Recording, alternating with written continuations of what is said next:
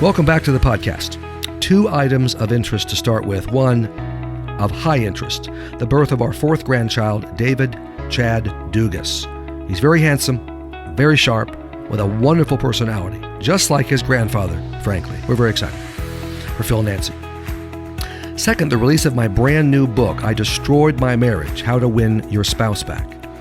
It's an ebook and a paperback, and it's only available on my website, davideclarkephd.com. Clarke with an E, davideclarkephd.com. Christian publishers are lining up, begging me, please, can we publish this book? Of course, that's not happening. Who needs them? We don't need the publishers. We're doing it ourselves these days because I hate to have my work changed. I'm getting very crotchety in my old age. Now, all my books, my videos, my YouTube channel, all my resources, including phone advice and email advice, are on the website, davideclarkephd.com. Now, today's podcast begins a series based on my brand new book, I Destroyed My Marriage. We're getting a high degree of interest in this book, and we believe it's going to save marriages. If you are in this situation or know someone who is, these podcasts will be very helpful and very practical. Now, before I launch into today's podcast, which begins the I Destroyed My Marriage series of podcasts, I have a question sent in by a faithful podcast listener. And this will dovetail beautifully into the topic I'm covering, I Destroyed My Marriage. Here's the question. How does a betrayed spouse know when they have forgiven? Boy, good question. When I think of the losses associated with my husband's acting out 2 years later, it still hurts a lot. Here's my answer. Forgiveness takes time and effort and God's power. It's very easy to get stuck in the forgiveness process. First, make sure you and your spouse have followed the right steps of recovery from his serious sin. You'll find these steps in my book, I Don't Love You Anymore. If you don't heal correctly, you don't heal and you don't forgive. So make sure you've done that. Second, if you have taken the right steps together, here are the signs you have truly forgiven your spouse. First of all, the pain and hurt are largely gone and much less intense. There may be some lingering, some residual, but largely gone. Second, when you do get triggered and think of what he did, and that's going to happen, it is not a big emotional response like it was, of course, when you're in the middle of it. You think about it briefly and you move on. And frankly, there are less triggers also. When you're in the middle of it, everything triggers you. Third, you don't think about his sin. It's fading into the past. It really doesn't come into your mind that much. You have these triggers, as I say, but overall, it's out of your head. Finally, you feel in love with your spouse again. You feel secure again. You trust him again. Trust is a key part of the whole forgiveness process. Comes at the very end, of course. You don't have to check his phone. You don't GPS. You're not tracking him. You're not going through his wallet, his briefcase. You're not doing that anymore. And you truly believe he will not hurt you again. Very good question. All the questions we get from podcast listeners are excellent. All right, let's now begin with I Destroyed My Marriage. I title this, It's Not Over Until It's Over. Listen to this list, and this is what you're going to hear from your spouse when they're on the brink of divorcing you. Whether they filed or not, they're close. I've been unhappy for a while and I want a divorce. I don't love you anymore and our marriage is over. I'm tired of living this way and I want out. I'm numb inside and I will never be in love with you again. See, these are very final, brutally final statements. I've seen an attorney and I'm filing for divorce. I'm taking the kids and I'm leaving you for good. I filed for divorce and I want you to leave the home. I want an amicable divorce for the sake of the kids. There's nothing you can say or do to stop me from divorcing you. You've hurt me so badly, I could never trust you again. When you hear these words from your spouse, your life changes in an instant. You're shocked, stunned, devastated, broken. You are willing to do anything to stop her from going away, or it could be him. But your spouse is telling you there is nothing you can do to save this precious relationship. And you know what? The worst part is, you know it's your fault. You are guilty as charged. You have done and said things that deeply wounded your spouse. You have sinned in a serious way. You are the reason your spouse does not love you anymore and wants a divorce. Pornography, adultery, physical or emotional, alcoholism, drug addiction, anger outbursts, physical violence, financial irresponsibility, gambling, lying, emotional abuse, criticism, sarcasm, shaming, degrading, You're guilty of that. You know it. Workaholism, controlling behavior, making important decisions without consulting your spouse over and over and over again. These aren't just one-time things. These are pattern problems. Allowing your family and others to mistreat your spouse, refusal to provide discipline and guidance for the children, neglecting important needs, not opening up and sharing personally, rejecting your spouse sexually, or continually pressuring your spouse for sex. Whatever you've done, it's been enough to destroy your marriage and the feelings your spouse had for you. You are to blame. You've sinned against your spouse. Yes, sinned because God is involved. You have grieved the Lord, as it says in Ephesians 4:30. Your behavior has destroyed the love someone had for you, love that motivated her to pledge her life to you. Now you are paying for your sinful behavior.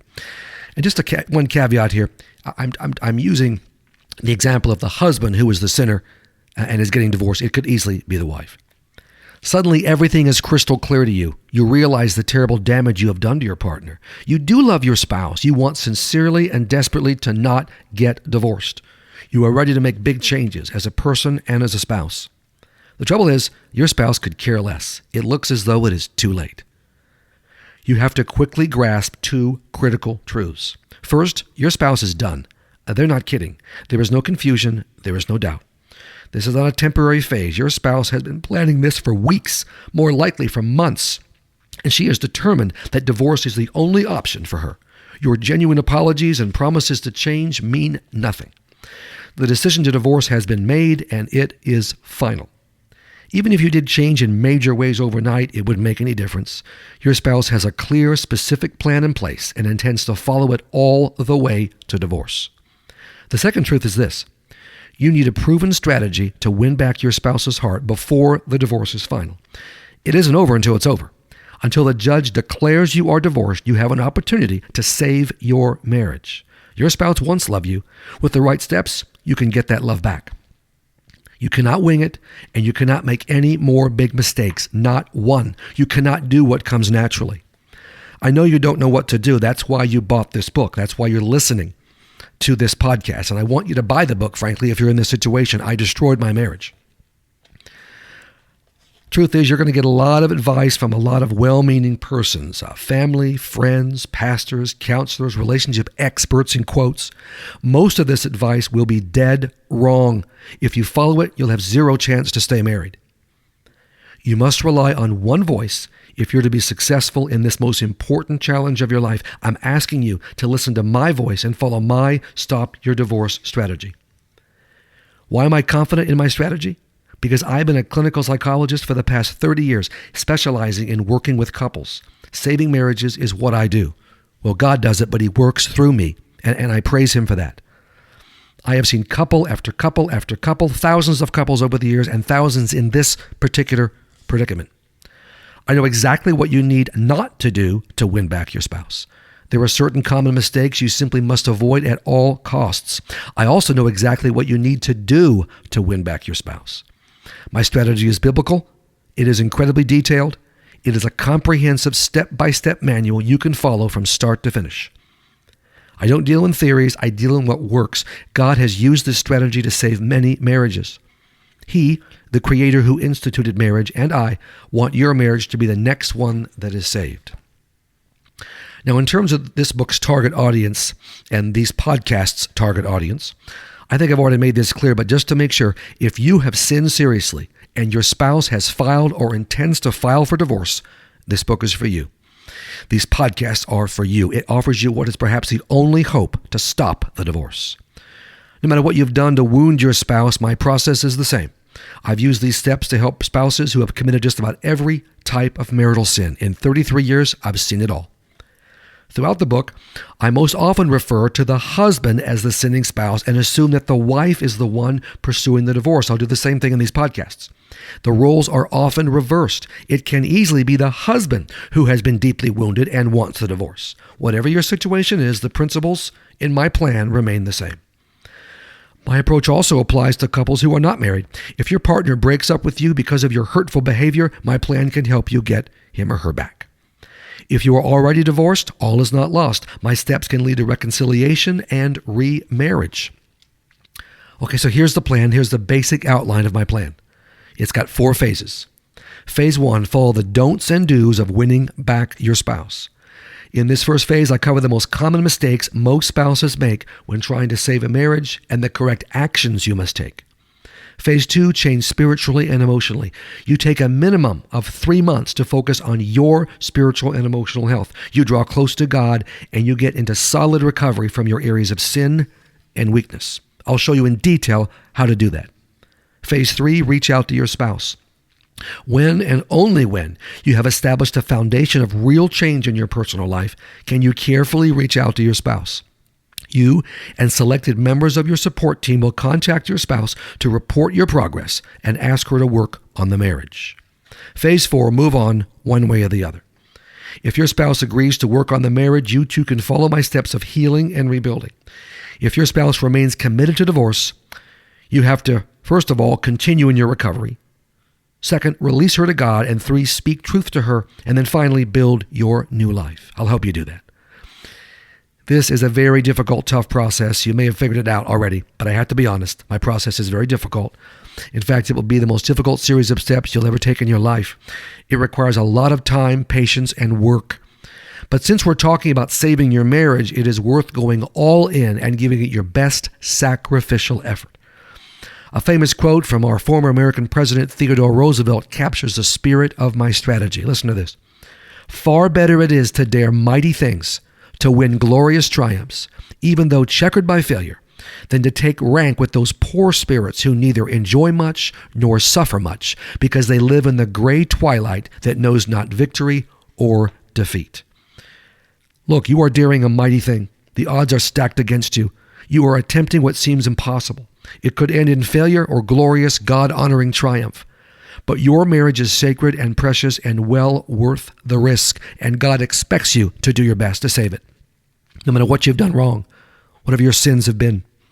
Trusting God, somehow you must ignite a light in your spouse that will allow her to hear you, watch you, and respond to you. Now, I don't guarantee my plan will work for you. I do guarantee it will give you the best opportunity to save your marriage. It's important to know before God, your spouse, and your children that you did your absolute best to win back your spouse's heart. So let's get to work. If you're listening to what I'm saying here on the podcast and you're in this situation, well, then these next series of podcasts are specifically for you. But you probably know someone who's in this situation. Recommend the podcast to them, these series of podcasts. Recommend the book, I Destroyed My Marriage, How to Win Your Spouse Back. It's on my website right now. In fact, it's the only place you can get it. David E. Clarke, Clarke with an E, David E. Clarke, PhD.com.